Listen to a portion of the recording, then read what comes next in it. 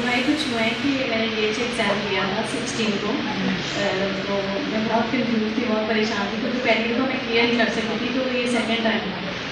तो test centre में जाने से पहले मैं क्लास को फ़ोन किया, उन्होंने मेरी बहुत अच्छी प्रे की और उन्होंने मुझे कहा कि आप इस तरह ग्रुप क्लियर करेंगे।